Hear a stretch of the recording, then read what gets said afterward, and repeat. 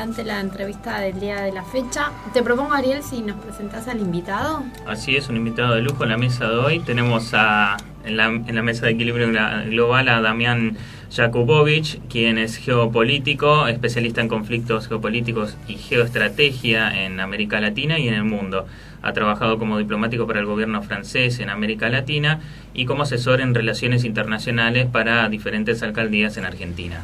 Actualmente se desempeña como investigador del Departamento de Economía Política y Sistema Mundial del Centro Cultural de la Cooperación, como asesor y consultor independiente en diversas temáticas que hacen a la geopolítica y como columnista especialista en geopolítica para la defensa, para humos y espejos para la televisión abierta.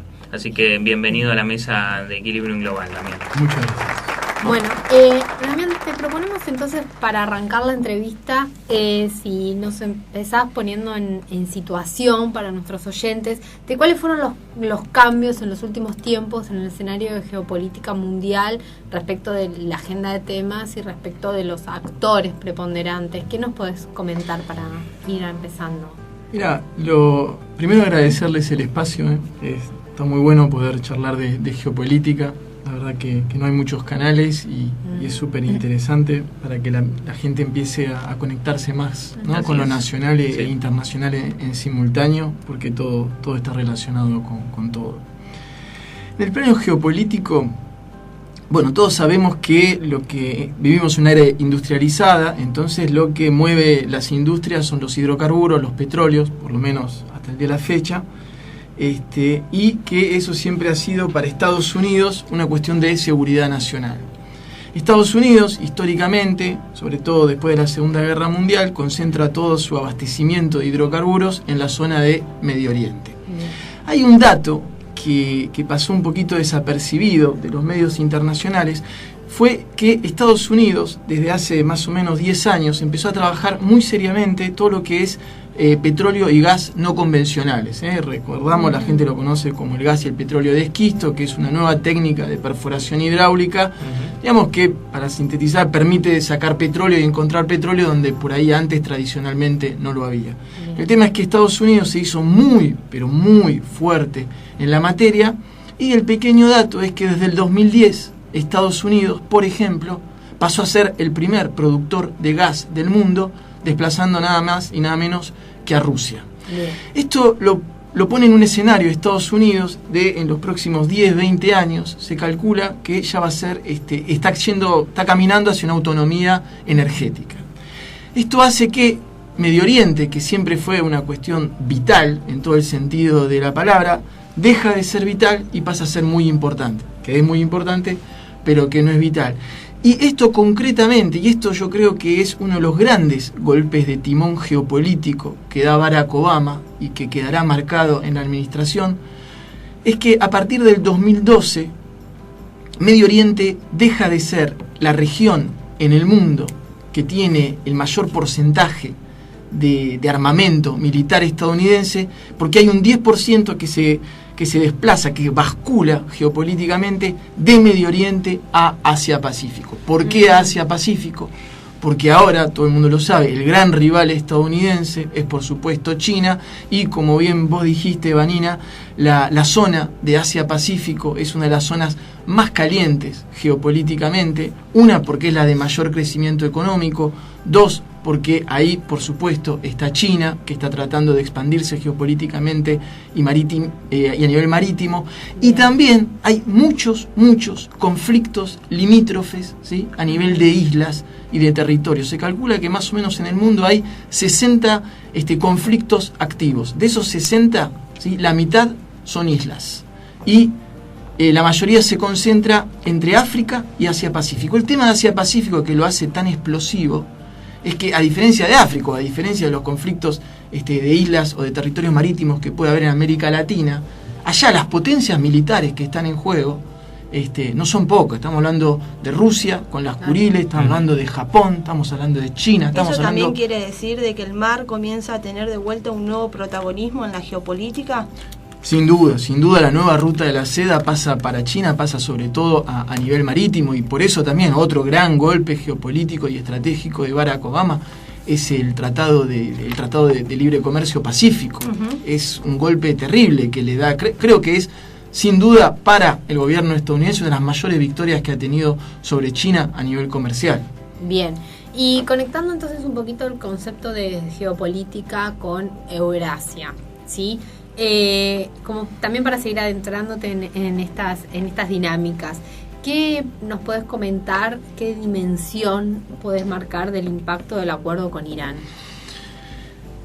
Es otro sacudón geopolítico, creo que junto a la legalización o al fin del embargo con Cuba es sin duda también otro gran golpe de timón, que también, esto es importante porque como bien vos decís, se conecta con lo que vamos a decir de la independencia de los hidrocarburos.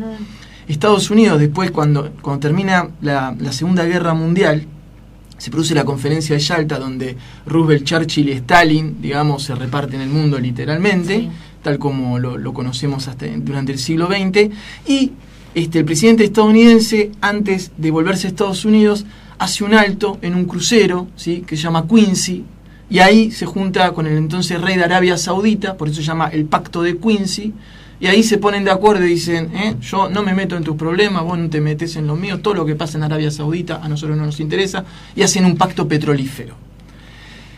Justamente la independencia o el camino a la independencia energética de Estados Unidos le permite empezar a tener más cintura diplomática y le permite a Barack Obama poder firmar un acuerdo con Irán, que es el archienemigo de Arabia Saudita.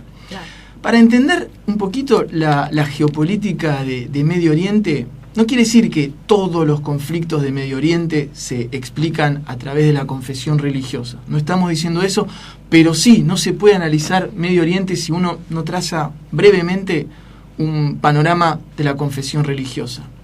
La mayoría en Medio Oriente, ¿no?, todo el mundo lo sabe, son islámicos, y los islámicos están divididos entre sunitas y chiitas que se vienen peleando a muerte. Esto ocurre desde que en el 632 se muere el profeta Mahoma, que era un poquito el que unificaba la religión islámica, y a partir de ahí se empieza a armar un lío por la sucesión. Están los que dicen que, en ese entonces estaban los que dicen que la sucesión le correspondía al yerno del profeta, que era Ali, ¿sí?, que era un derecho divino de sangre, que era el esposo de Fátima. Eso se arma la rama chiita. Y estaban los que no les convenía, o lo que sea, que eran los que decían que se tenía que decidir entre los califatos. Eso se arma la rama sunita. Bien. En los primeros 20, 30 años era muy difícil ser califa de ese entonces porque no te mantenías vivo, morías envenenado, asesinado, etc. Esta pelea intestinal que sufre el Islam y toda la región de Medio Oriente se viene al día de hoy trasladando, y todavía es un conflicto milenario. Hoy en día, para citarlo brevemente, y hacemos un boceto, y siempre los bocetos son peligrosos, pero puedo decir que en Medio Oriente está repartido casi en un 85-90% de sunitas y un 10% de chiitas. Si uno analiza dónde hay lío en Medio Oriente, históricamente, dónde hubo lío, Irán, Irak, el Líbano, Siria, todos países o que tienen una gran mayoría chiita, o por ejemplo el caso de Siria, que tiene mayoría sunita, pero que el gobierno es chiita. Estados Unidos firma un acuerdo, legaliza de nuevo geopolíticamente, vuelve a poner en el ruedo geopolítico a Islam, la gran potencia chiita, y eso le permite de alguna manera poder adentrarse en el juego geopolítico y empezar a tener un aliado de peso que es Irán, ¿sí?, que es la potencia chiita por excelencia. Los dos grandes perdedores de este acuerdo, sin duda, son Israel, histórico enemigo de Irán. Uno recuerda el antiguo gobierno de Mahmoud Ahmadinejad, las confrontaciones que tenía con Israel, muy, muy crueles entre los dos partidos, y Arabia Saudita, la otra gran potencia regional, la potencia regional sunita, que no ve de buena vista, de buena mirada, que Estados Unidos, su histórico aliado desde el 45, de repente diga, bueno, muchachos, Irán ahora es parte del juego geopolítico. Claro. Y hacías mención de Siria. ¿quiénes ganan y quiénes pierden en esta tregua de paz que se conformó a principio de año desde aquella resolución del Consejo de Seguridad para buscar la paz en Siria? ¿Crees que se pueda mantener a largo plazo, que realmente se va a poder llegar a una paz? ¿Cómo influye el factor tiempo entre una Arabia Saudita que quiere ganar el liderazgo en Medio Oriente, un Irán, un Estados Unidos y Rusia influyendo en la región? Es muy compleja la pregunta y me encantaría tener la respuesta. Uno sí puede avanzar hipótesis. Una de las cosas que me parece que está bueno también para que la gente entienda, y esto por ahí es más filosófico, pero nos va a permitir después focalizarnos en Siria, es que el ser humano, ¿sí?, ha creado un paradigma tan complicado que es que la guerra es el negocio más rentable del planeta. Sí. Entonces, ya con ese paradigma de entrada, si vos sabés que la mejor manera de generar beneficios en el mundo es haciendo la guerra y la paz es un negocio pésimo, ya es muy complicado que no haya armas ni conflictos en el mundo, porque es el mayor flujo económico que se mueve es a través del armamento. Primero quiero decir eso porque eso ya quiere decir que casi que el sistema financiero necesita que en algunos lados haya conflictos. Y hoy en día en Siria se está desarrollando una especie de microguerra mundial. ¿Por qué? Porque ya las grandes potencias ya se armaron tanto que ya no pueden ni pelear entre sí porque explota el planeta. Ese es el gran problema de... Un día por ahí lo podemos charlar, el tema del nuclear, que es un arma de disuasión, todo el mundo la tiene, nadie lo usa, ¿para qué sirve? Se preguntan algunos. Y otros te dicen, bueno, si yo tengo una puerta blindada y nadie me entra, pero porque tengo la puerta. Entonces, en Siria se está desarrollando una especie de microconflicto mundial. Yo creo que el gran ganador acá es Bashar al-Assad de Siria y Rusia. ¿Por qué? Porque lo primero que cuando estallan las primaveras árabes y estallan las revueltas en Siria, Bashar al-Assad empieza a tambalear el régimen, y por supuesto que Occidente, que tenía en el régimen sirio un clavo en el pie que no se podía sacar, ve la oportunidad de hacer la limpieza. Y ahí empieza la famosa delgada línea roja, que al final no se sabe muy bien por qué Obama nunca cruzó, pero la realidad es que Bashar al-Assad empieza a tambalear, y ahí uno es que ve el rol silencioso y el crecimiento silencioso que venían teniendo Rusia y China, que hasta entonces no habían tenido que asomar la cabeza, y con Bashar al-Assad, viendo lo que había pasado en Libia con Gaddafi, que habían dicho que hacían un cordón humanitario y de repente decapitaron totalmente el régimen, dicen, bueno, momentito, acá en Siria no se meten. Y ahí fue un poquito, Occidente quería sí o sí que Bashar al-Assad caiga. Rusia y China decían, no vamos a hacer a la occidental, vamos a ver, por ahora Bashar al-Assad se queda.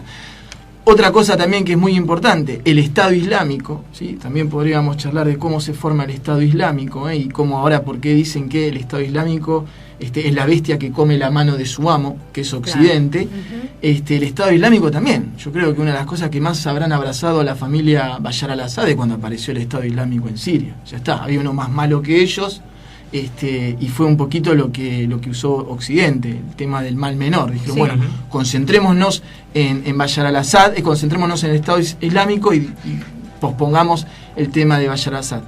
Concretamente yo creo entonces que la tregua está aprovechando sobre todo al bloque pro Bashar al-Assad, no porque Rusia y China sean fanáticos de Bashar al-Assad, sino simplemente no quieren, ¿sí?, que Siria caiga en manos occidentales. Entonces saben que ellos pueden negociar con el régimen chiita y se concentran sobre eso. Bueno, vamos a hacer una pausa y luego seguimos conversando sobre estos temas que nos tienen tan atrapados en tratar de ver de qué se tratan.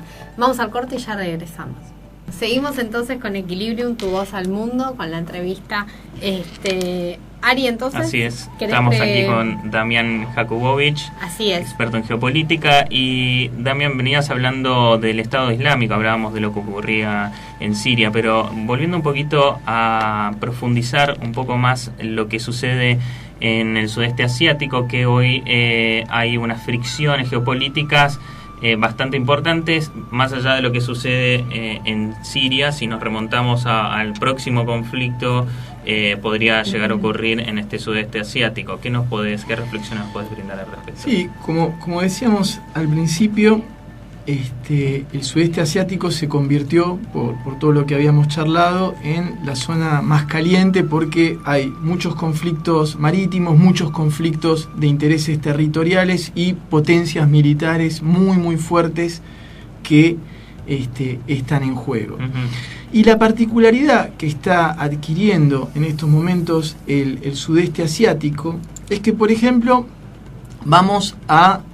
si analizamos así un eje de alianzas, podemos decir que está China, un gigante pero bastante aislado del resto de los países del sudeste asiático, y todo el resto de los países aliados a Occidente. Entonces uno podría decir que bueno, ahí las cartas están barajadas claramente. El problema es que entre esos aliados, ¿sí?, por ejemplo, entre Corea del Sur y Japón, que son dos aliados históricos estadounidenses, tienen importantísimas fricciones geopolíticas entre ellos. Entonces, esto hace que no esté tan claro el panorama geopolítico, esto hace que, por ejemplo, Corea del Sur avanza con Estados Unidos, pero si Estados Unidos le da demasiado a Japón, entonces Corea del Sur empieza a firmar algunos acuerdos bilaterales con China, lo cual preocupa a Estados Unidos, un poquito lo mismo que está haciendo Arabia Saudita para sancionar a Estados Unidos por el tema de su acuerdo con Irán. Empezó a firmar contratos militares con Francia para decirle, mirá, vos haces esto, yo aprovecho esto. Entonces, esto se está dando mayoritariamente ahora en la zona del sudeste asiático. Y esto nos hace pensar que esto lo que uno siempre dice, es que el mundo ya no se puede pintar de rojo y azul como uno lo hacía, ¿no?, en el siglo pasado, donde decían o sos comunista o sos capitalista, ¿no? Hay más actores en juego. Hay muchos más actores, hay muchos más grises, hay muchos más matices de los colores. Por ejemplo, hoy en día uno agarra el régimen chino, ya que estamos en el sudeste asiático. ¿Es derecha? ¿Es izquierda? Rusia, ¿podés decir que es comunista? ¿Es capitalista? Bashar al-Assad, ¿cómo lo calificás ideológicamente? Y esto es un poco también lo que está caracterizando el sudeste asiático. Hay un dato muy importante, y principalmente el sudeste asiático hoy en día, todos los conflictos bélicos potenciales se están desarrollando a nivel del mar, y hay un dato que es China. En el 2014 participó por primera vez digamos que es un desfile marítimo donde las potencias, se llama la RIMPAC, que es un desfile marítimo donde las potencias muestran un poquito lo que tienen los nuevos armamentos, ejercicios navales, etcétera. Y China empezó a participar por primera vez en el 2014 de estos ejercicios navales. Justamente todos los analistas geopolíticos concluyeron de que era un claro mensaje hacia los principales países del sudeste asiático que tienen conflictos con China, a saber Vietnam, Filipinas, Taiwán, Japón, etcétera, etcétera. Y dentro del sudeste asiático está la gran incógnita, el gran velo misterioso que nadie sabe qué es lo que pasa ahí adentro, que es Corea del Norte. Corea del Norte es una incógnita total, es una tierra de nadie, nada está mediatizado. Uno ve los testimonios de la gente que se escapa de Corea del Norte, la verdad que son desgarradores, pero la verdad que uno tampoco tiene muchas herramientas como para saber qué es lo que pasa exactamente así. Lo que sí que uno puede decir es que Corea del Norte, que apuesta ya por una cuestión de dignidad nacional más que por una estrategia de defensa propia al arma nuclear, todavía sigue manteniéndose gracias a el apoyo de China. Lo que sí es cierto que este apoyo cada vez se está enflaqueciendo de a poquito, lo cual hace que el régimen se vea un poquito debilitado económicamente, pero la realidad es que hoy en día el eje muy concreto que tiene Corea del Norte, para no haber sido pasado de un plumero por Estados Unidos por arriba, es justamente el apoyo que tiene de China. Bien. Y respecto a la región, hablamos siempre de la posición militar de Estados Unidos allí, de poder colocar ya una mirada de interés vital en la región del sudeste asiático. Pero también poco sabemos sobre qué perspectiva tiene Rusia sobre esa parte del mundo. ¿Crees que se va a trasladar a esa región también el dilema Occidente-Rusia, Estados Unidos-Rusia, con aliados allí en la región ante eventuales conflictos? Sí, el tema de... Yo creo que de alguna manera lo que uno hubiese pensado desde el principio es que se iba a crear o a formar o a consolidar un eje sino-ruso bien consolidado. Exacto. Hubo casi un acuerdo militar de un acuerdo de defensa conjunto, y que Rusia y China se iban a unir en pos de plantarse frente a los Estados Unidos. Recordémosle a los oyentes lo que vos decías al principio, que aunque militarmente se unan Rusia y China, alcanzan el presupuesto militar que tiene Estados Unidos, que en la era Bush era el 50% de los presupuestos militares de todo el mundo, hoy en día está en el 40%. Si a esto uno le suma que Estados Unidos tiene el 40% y que Europa, ¿sí?, tiene más o menos el 20%, estamos diciendo que el brazo armado, que es la OTAN, de Occidente, es casi 2/3 de todos los presupuestos militares del mundo, para que la gente tenga un panorama, porque hay veces que se alertan por el crecimiento militar chino o del sudeste asiático, y en realidad al lado de lo que es Occidente no es absolutamente nada. Queda ver qué es lo que va a pasar con esta alianza, porque la gran pregunta que se hacen todos los geopolitólogos es: ¿Rusia se va a bancar ser el tercero? Así nomás. Claro. O sea, se va a bancar con todas las ínfulas que uno le conoce a Putin, con esa cosa de querer recuperar la grandeza de la Unión Soviética, etcétera, etcétera. Y eso es un poco lo que está complicando las relaciones chino-rusas. Es que Rusia, y uno no está acá ni para decir si está bien o está mal, trata imperiosamente de recuperar ese protagonismo, y entonces esto hace de que a veces China no esté de acuerdo con ciertas cosas que le permitan a Rusia demasiado crecimiento y viceversa. Por eso lo que parecía una alianza casi natural, entre comillas, con esto de que los enemigos, ¿no?, son mis amigos, ahora ya no está tan claro, y por eso vuelvo a decir lo mismo. Esto confirma esta pluripolarización del mundo que estamos viviendo. Bien, y para terminar un poquito, como para también hacer una mención a nuestra región, América Latina, ¿qué pautas nos podrías compartir respecto del concepto de la geopolítica en la región? Yo creo que América Latina tiene básicamente 3 desafíos. El primero, que es la gran pregunta, es la integración regional. Bien. Uno, la primero que tiene que decir a través de la integración regional. La integración regional, los países, ¿no?, se unen en bloques para poder tener mayor peso de decisión en el planeta. Hubo un movimiento muy fuerte que se dio con los gobiernos de centroizquierda, que hubo en la primera parte, digamos, en la primera década del siglo XXI, donde se conforma la UNASUR, el bloque de países suramericanos. Ahora la tendencia está un poquito cambiando en el continente. Entonces la reflexión que quedaría es: ¿qué pasó que durante 10 años no se pudo construir algo suficientemente fuerte para que el mínimo viento de cambio lo ralentice de la manera que lo está ralentizando, o que venga un gobierno con ideas diferentes a nivel de la integración regional, sin juzgar si está bien o está mal, y también eso ponga en jaque todo un movimiento de integración regional? Ahora que los 3 países principales impulsores, Argentina cambió la estrategia internacional con el gobierno de Mauricio Macri, Brasil está en crisis política y Venezuela crisis política terrible. Primer desafío, ver qué pasa con la integración regional.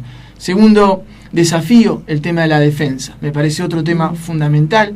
América Latina tiene el 27% de las tierras cultivables de todo el mundo, tenemos solamente el 11% de la población, tenemos casi el 30% del agua dulce, tenemos el litio, tenemos la selva amazónica, tenemos todo eso, ¿sí? Y la pregunta es, si hubiese que defenderlo, ¿cómo hacemos? Porque si nosotros juntamos todos los presupuestos militares de América Latina, supongamos que algún día se ilumina América Latina y decidan juntarse de verdad todos juntos, no llegamos al 5% del presupuesto mundial. Claro. Somos una risa, digamos. De hecho, es el aspecto en el que menos se ha podido lograr la integración, ¿no es cierto?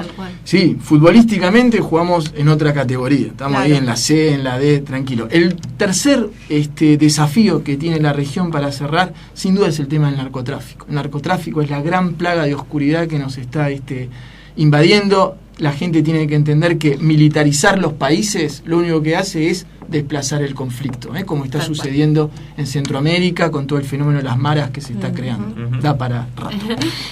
Bien. Bueno, ¿vos, Ariel, tenés algo? No, por el momento no. Bueno, entonces, También te agradecemos mucho la participación del día de hoy. Queda pendiente otra visita al piso para poder continuar con los temas. Y vamos a ir a una pausa para después seguir